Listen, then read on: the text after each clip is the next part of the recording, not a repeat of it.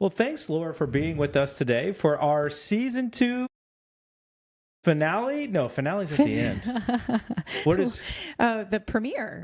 This is our first episode of season 2. Grab your popcorn, people, and your Holy Roast coffee mugs, or Lucon. You know, it's in the family. Our conference camp. It's fine. In the family. I'm so glad to be back. I know. mean, it feels like so long ago since we were sitting at this table. It really does. It really does. And we've heard from a lot of you, so thank you, about ideas and things that you'd like to hear about. We're very excited for some things we have planned for season 2 and are just so excited to kick it off today. That's right. And today we have a special guest, and some of this is for an event coming up, so we want you to get a sneak peek of what's going to happen there. This is Laura Hamrick. Laura, thanks for joining us on the Holy Rose podcast. Well, thanks. I'm excited to be here, and I already think I need one of those mugs. Oh, yes. Well, we will have one for you on October 22nd. That's right. When we meet for our clergy event here in Kentucky called Flourish, which you'll hear more about in a little bit. We will see you there and have a mug waiting. That's right. With your name on it. Yeah. So, Laura, just thank you so much. We know that you are from the Duke Clergy Health Initiative, and part of this conversation is in partnership with our Board of Ordained Ministry as well as our benefits office to try and connect our clergy to resources that are available to them. And that's a lot of what we're going to be talking about today. But I wonder if you can just, for those that don't know, just tell us a little bit about what is the Duke Clergy Health Initiative? Well, sure. I'd be glad to tell you about that. So, first of all, we've been around since 2007, and we've been continuously funded by the Duke Endowment, which is just an incredible gift. We realize in North Carolina how fortunate we are to have them. But the initiative is situated within the Duke Global Health Institute, and more specifically within the Center for Health Policy and Inequalities Research, that's a mouthful. We also partner very closely with the Duke Divinity School. And our goal, our whole reason for being, is to support those who hope to serve well. We serve clergy. And our mission really is to identify, test, and promote evidence-based resources to support the health and well-being of United Methodist clergy, primarily in North Carolina, but we really love expanding beyond North Carolina when possible. So every 2 years since 2008, the Duke Clergy Health Initiative has conducted this massive statewide survey of all the United Methodist clergy in the state to ask us questions about our physical, mental, emotional, spiritual health, our lives, our ministry. And it's had a really high response rate, like about a 70% response rate, which is really high for surveys, and especially one that's as extensive as this one is. And so from that, we then are able to learn about the health of our clergy, and we share those findings with denominational leaders and with the clergy. And then we also suggest evidence-based practices to support their health and well-being. So that's just who we are in a nutshell. We also have a sister organization that works alongside us called the Religion and Social Change Lab, and they work a lot with the tools of social science to then help leaders in the United Methodist Church and beyond to effectively respond to the challenges that are facing clergy and congregations. That's awesome. I want to say out the gate, though, that Rachel and I did not book Laura for this event and did not book Laura for the podcast, right? No, we did not. We need to be clear on this because some people think we favor Duke a little bit too much. And I am a diehard Blue Devil fan, and so that is true, right? Go Duke. No, that's not true. I'm not a diehard Blue Devil fan, but I do, we may have been accused in the past of favoring anything related to Duke Divinity School. We can't help it. It's the best seminary that we have. That's right. So it's just the way that it is. But there's another person involved in the booking of this who may or may not also be a Duke Div alum. So we're just going to blame him. We're taking over, but blame your conference treasurer for that. What amazing and incredible work that the Duke Clergy Health Initiative is doing. And it's so vital. It's so important. I think you said with the goal of we want to lead well. And I've often said, like, I want to be the best disciple, the best pastor, the best wife, the best mom that I can be. Like I think of the scripture that we're in healing where Jesus says, do you want to be made well? Yeah. And it's like, yes, we want to thrive in these callings that we feel like God has given us. But this is a really hard job some days, most days. And, and you talk about emotional health, spiritual health, physical health.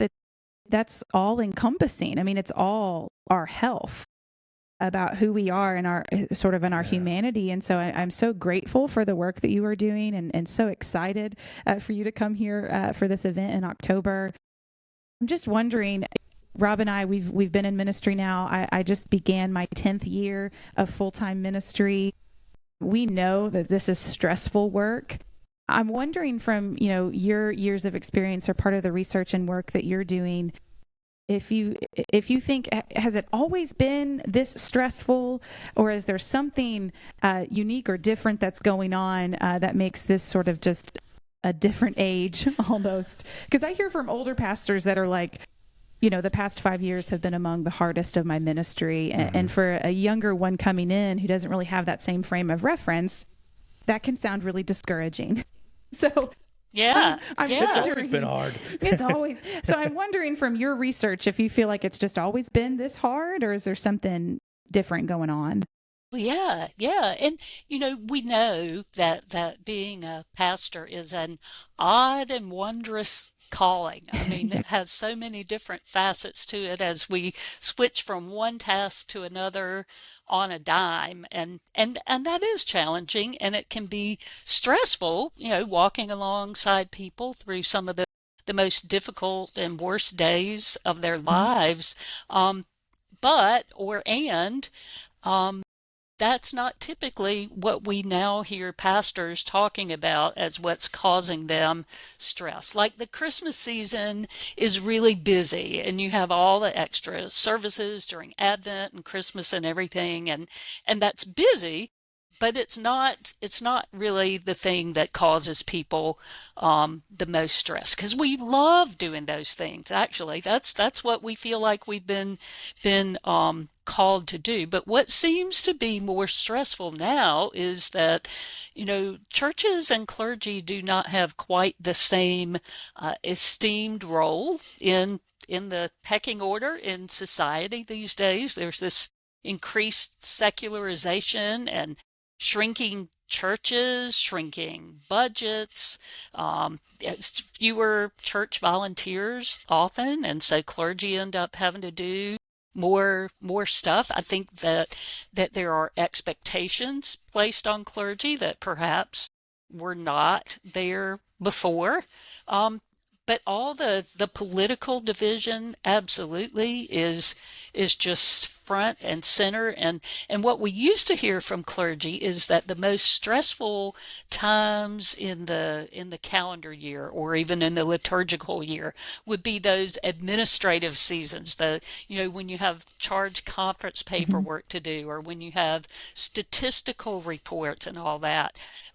But right now, what they're saying, that was kind of what it was like for like the first 12 years of our research. But now from our data, what we hear is that clergy are saying, I have to choose my words so carefully at church because I'm so afraid of being misinterpreted, of people saying that my messages are political, people who even will complain about the use of particular Bible verses because they're saying the pastor's trying to make a political statement. And then, of course, COVID.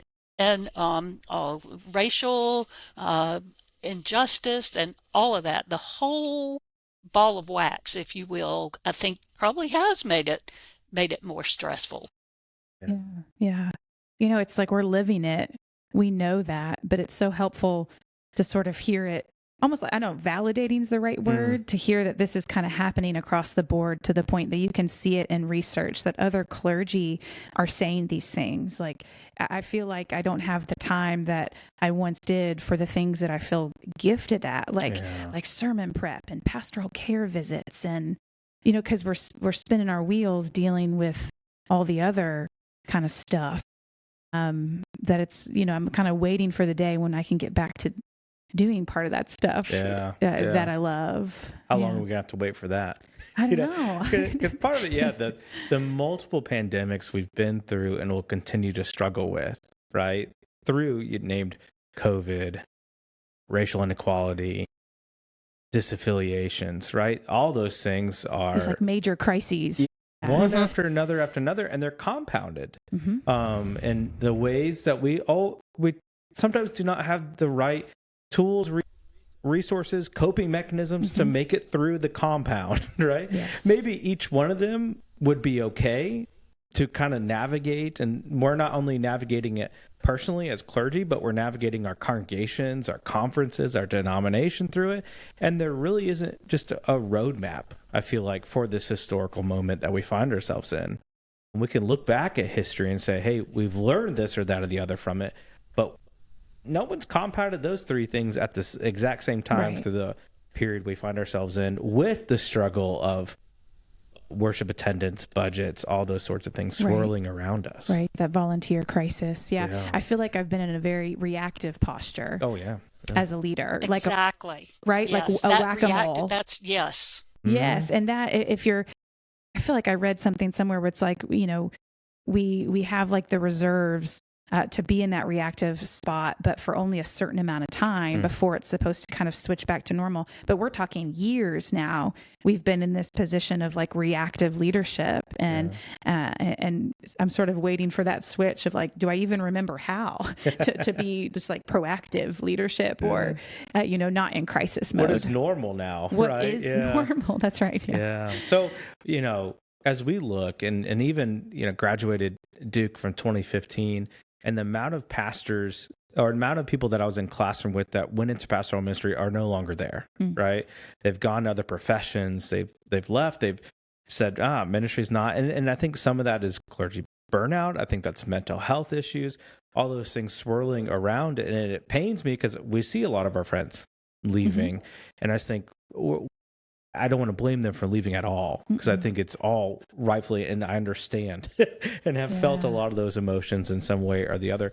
But how do we, through your research, through your programming, that you're doing some really fantastic work, and I am so grateful for places like the Duke Endowment that allows that to happen, right? And the other partnerships that you have.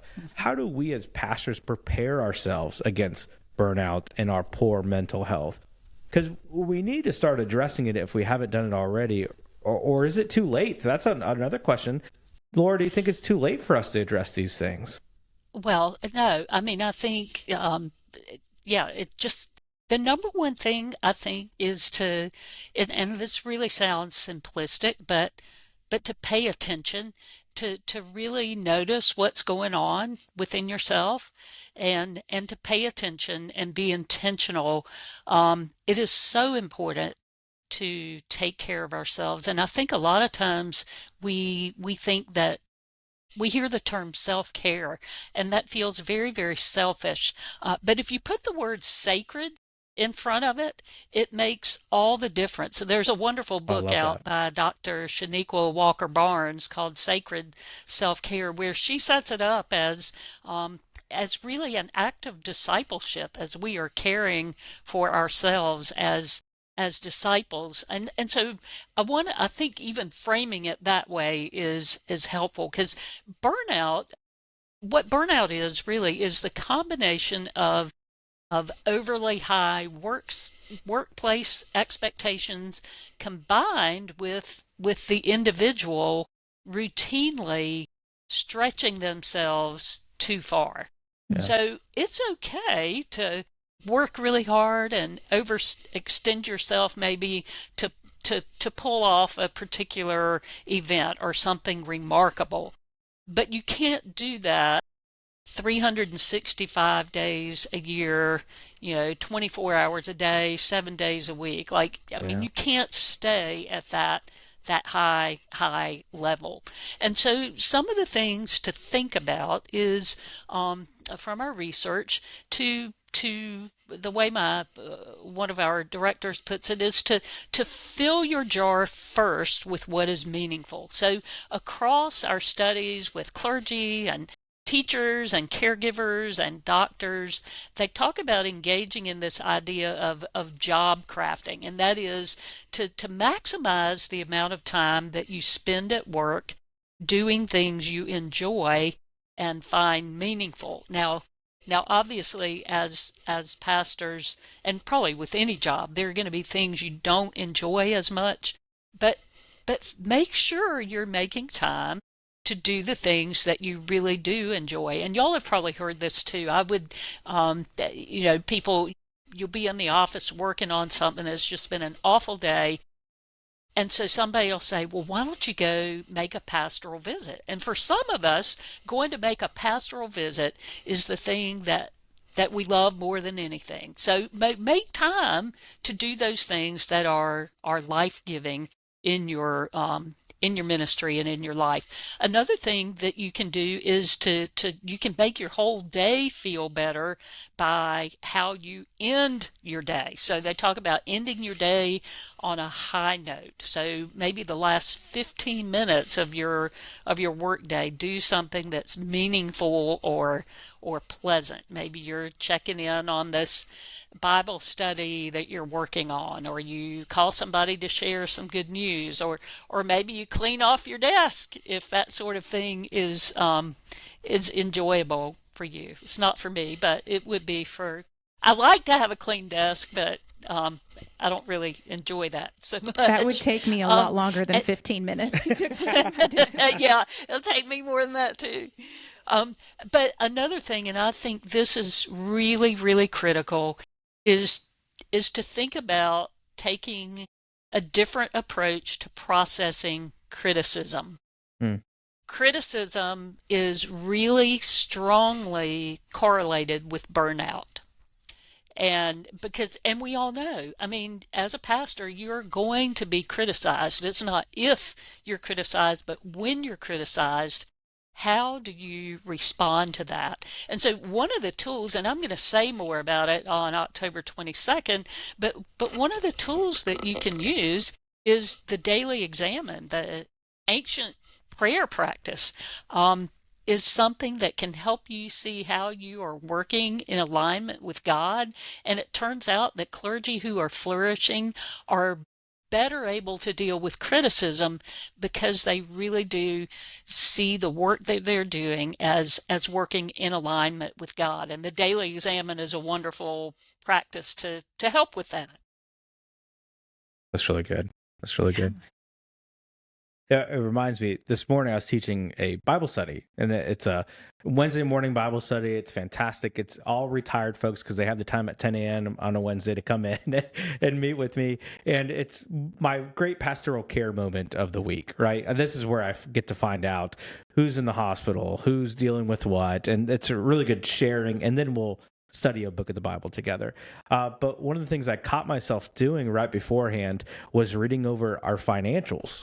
We have a big lead team meeting coming up on this Sunday, and I was like, it's time for me to do some homework. So I was trying to crunch in reading some spreadsheets before I went to that room. And I was like, why am I forcing myself in a poor headspace before entering into this space? Right? And I caught myself doing it. So I love that you just named that, because what I should have been doing is taking a deep breath. Maybe I'm in between meetings. I should go for a walk. I should do work. I love working on my sermons, and so I could do some reading. But instead, I found myself in an Excel worksheet or on QuickBooks and stressing myself out. And I was like, I'm not doing myself any favors by doing this. I want to be at the best headspace I can for something I really enjoy doing in a room, but I'm setting myself up not on the right foot if I'm doing that. So I love that idea of even times of transitioning well. Right. Yeah. I love that too. I'm going to try and front end my work week with the things that I love, because what happens to me is that I get to the end of the week and I think, oh, It's like Sunday's always coming, right? Like I haven't spent as much time as I would have liked reading or preparing for the sermon. So, I'm just in a much more anxious space on those last few days of the week than if I had started with, I love the reading. I love the coffees with my parishioners and the pastoral visits. You got to do the administrative stuff.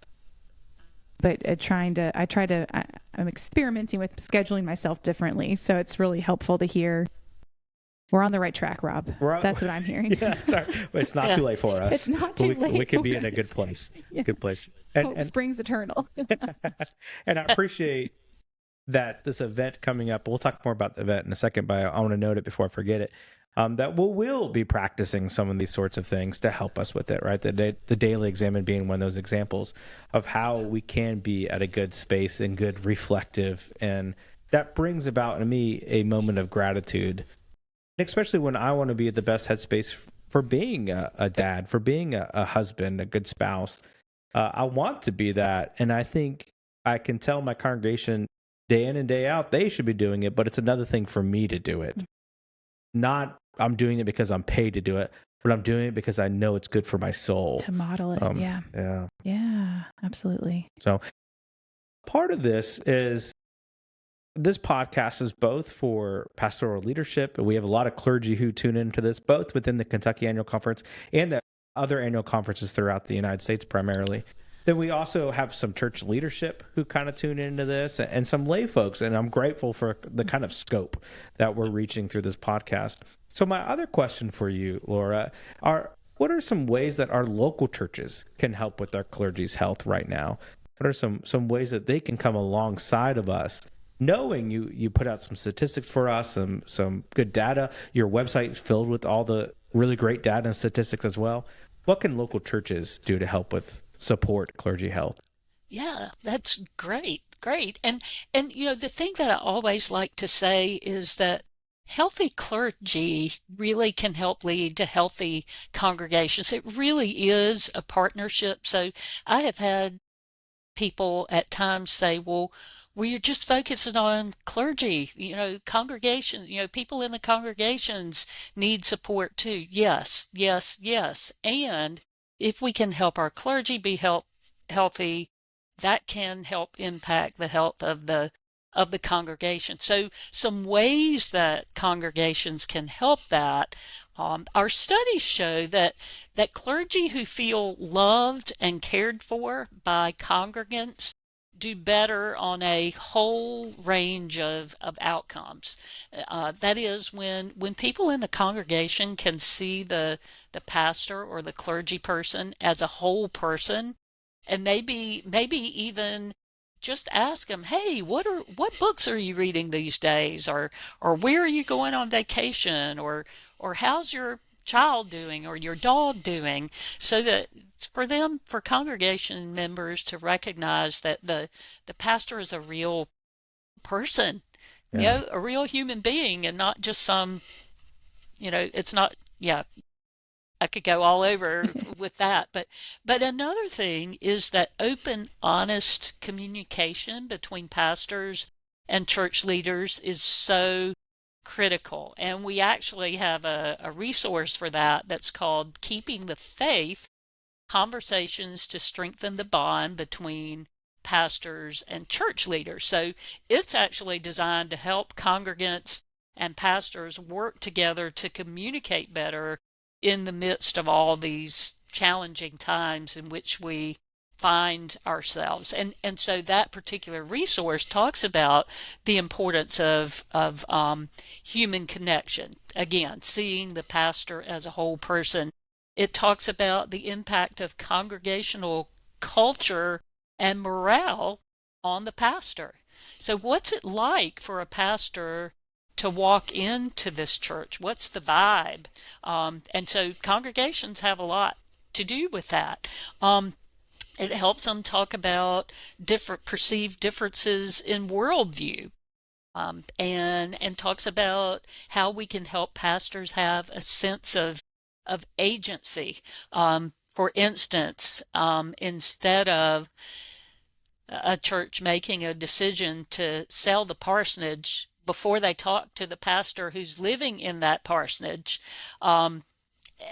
So all those kinds of things, giving the pastor a sense of agency, involving pastors in decisions, and also supporting the pastor's spiritual life, making sure that the pastor is taking Sabbath. And I'm not talking about a day off, I'm talking about Sabbath, and how are they encouraging the pastor to spend time in prayer and Bible study that is not related to sermon preparation. So those are, I could talk for a long time about that, but those are just a few things. But if I had to say one thing, it really is seeing the pastor as a human being and not just a pastor.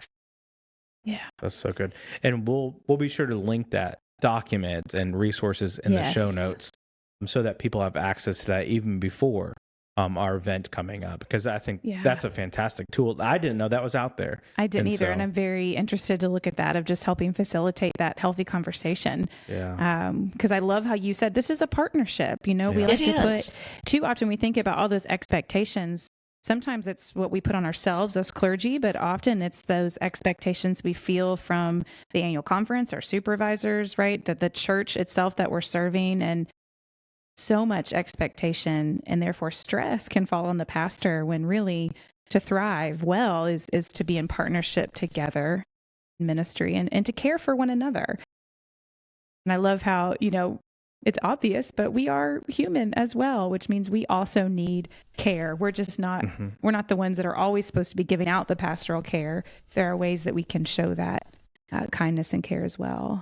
I can sometimes be thrown off when people come from a more caring perspective with me. I'll give you an example, because sometimes I think, why are you being so nice to me? I know, I'm not and used sometimes to you can this. kind of question it. It's like, what's your motive? What are you about to ask me, or am I being moved? You know, it's like the things that come in my mind. Yeah. But so a few months ago, I'm gonna get real personal here. We had to put our dog down. It was our family dog. It's something that was there when we brought our son home from the hospital. He was there when I got my first appointment in Melbourne, Florida, and man, Cliff was my bud, and came through us through every stage of my wife and I's marriage. And I mean, it just was such an important piece for really therapy and for connection. And so we had to put him down, and people knew it was pretty rough. And all of a sudden, like the gift of somebody got me a Build-A-Bear so we can put his dog collar on it from the congregation. Someone had a local artist made a portrait that's hanging in our house now.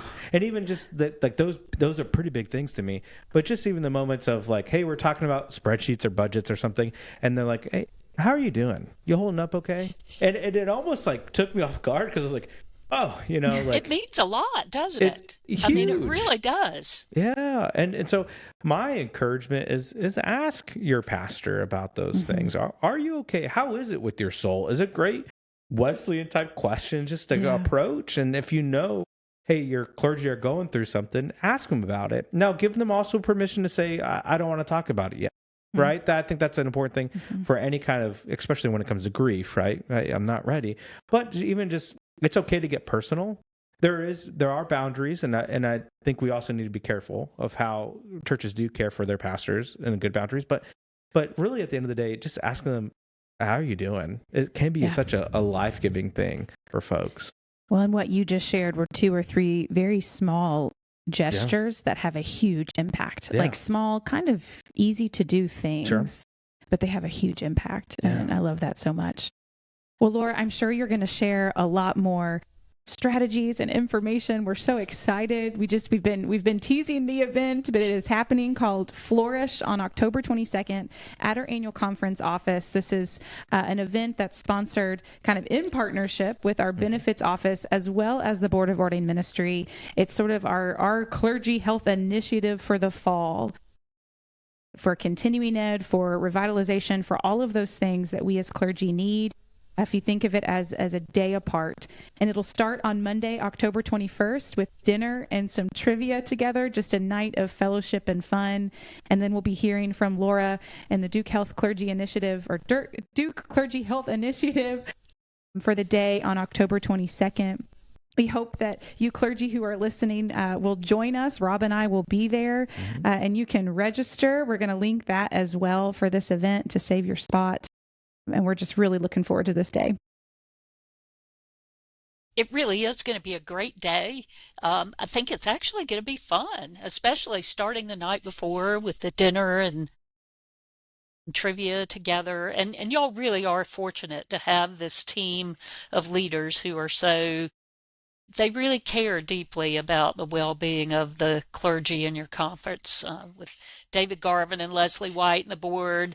And they've really worked hard to create what I would say is a spacious agenda. I think there's a really good balance between information and formation or fellowship. It's going to be really interactive. We're not going to have folks just sitting there listening, taking notes all day. It's just a great opportunity to be together, which is something that most of us clergy really yearn for.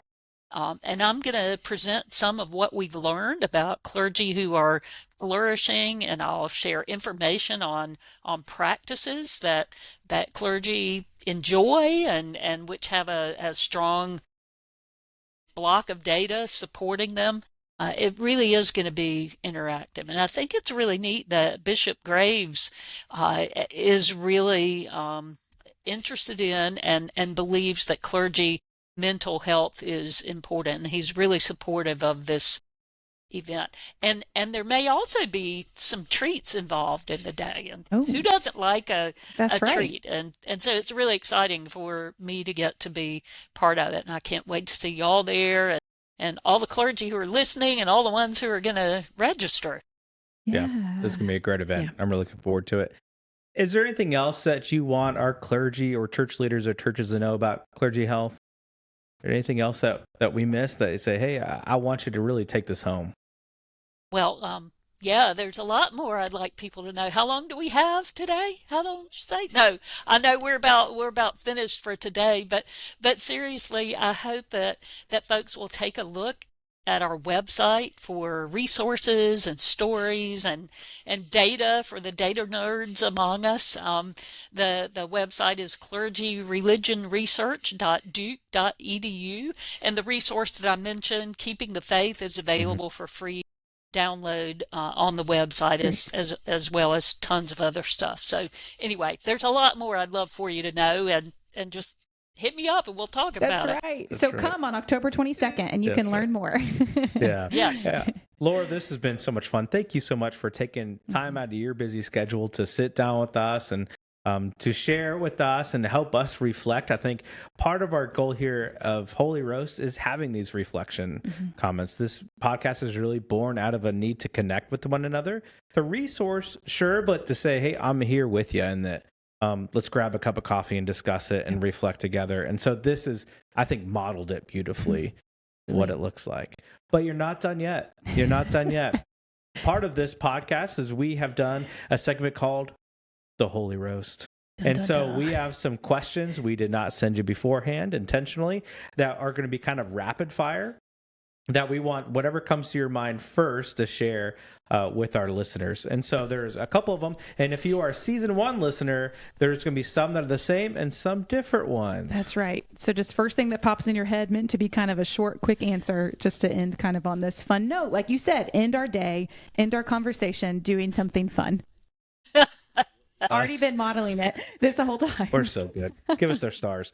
All right. So what are you reading right now? What am I reading right now? I am actually rereading a book called Listening for the Heartbeat of God by John Philip Newell, about Celtic Christianity. Wonderful. What is your favorite thing to do in the summer? Favorite thing to do in the summer? Mm-hmm. To park myself on a beach, looking at the ocean.